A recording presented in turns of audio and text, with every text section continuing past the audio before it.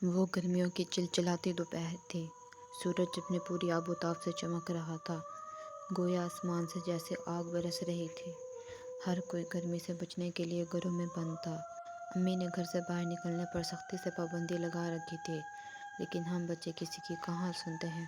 ہم نے تو پہلے سے ہی پلان بنا رکھا تھا، جیسے ہی سب گھر والے دوپہر کو سو جائیں گے، ہم آم کے باغ میں جا کر آم توڑیں گے۔ خیر ہم 3-4 چوری چھپے گھر سے نکلے اور آم کے باغ کی طرف چل پڑے۔ باغ گھر سے کچھ ہی دوری پر تھا۔ ہم بہت خوش ہوئے کہ آج ہی بھر کر آم کھائیں گے۔ کچھ ہی دیر میں ہم باغ میں پہنچ گئے۔ میرا ایک دوست درخت پر چڑھ گیا اور ہم سب نیچے کھڑے ہو گئے۔ بس پھر کیا تھا، وہ آم توڑ توڑ کر نیچے پھینکنے لگا اور ہم مزے سے اپنی جھولیاں بھرنے لگے۔ ڈر بھی لگ رہا تھا کہ کہیں مالی نہ آ جائے، ورنہ ہماری خیر نہیں۔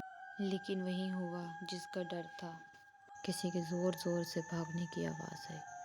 ہمارا تو دم نکل رہا تھا کہ اگر مالی نے ہمیں پکڑ لیا تو بہت مار پڑے گی۔ ہم جلدی سے درخت کے پیچھے چھپ گئے، لیکن یہ دیکھ کر ہمارے افسان خطا ہو گئے، کیونکہ آنے والا مالی نہیں بلکہ عجیب انسان نما جانور تھا، جس کا پورا جسم لمبے لمبے بالوں سے ڈھکا ہوا تھا۔ نوکیلے دانت منہ سے باہر نکل رہے تھے۔ ہاتھ اور پیروں کے ناخن بہت بڑے اور آگے کی طرف مڑے ہوئے تھے۔ اس کے منہ سے عجیب جانوروں جیسی آوازیں نکل رہی تھیں۔ ہماری حالت تو ایسی تھی جیسے ابھی جان نکل جائے گی۔ سانس روک کے کتنی ہی دیر ہم بت بنے اس کو دیکھ رہے تھے۔ ہمیں اپنی آنکھوں پر یقین نہیں آ رہا تھا کہ ایسی کوئی مخلوق سچ میں بھی ہو سکتی ہے۔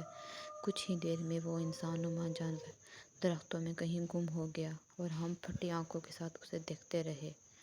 جیسے ہی ہماری آنکھوں سے اوجھل ہوا، ہم نے سب آم نیچے گرائے جو ہم سب نے اپنی جھولیوں میں بھر رکھے تھے، اور اپنے اپنے گھروں کی طرف دوڑ لگائی۔ ہم بار بار پیچھے مڑ کر دیکھ رہے تھے کہ کہیں وہ ہمیں دبوچ نہ لے، لیکن وہاں تو کوئی نہیں تھا۔ گرتے پڑتے ہم اپنے گھر پہنچے اور چپ کر کے اپنے کمرے میں گھس گئے اور کسی سے اس بارے میں ذکر نہیں کیا، کیونکہ اس درندے سے تو بچ گئے تھے، لیکن امی کی مار سے ہمیں کوئی نہیں بچا سکتا تھا۔ لیکن اب بھی جب ہم دوست اکٹھا ہوتے ہیں تو سوچتے ہیں کہ وہ کون تھا، لیکن کسی کے پاس اس کا جواب نہیں ہے۔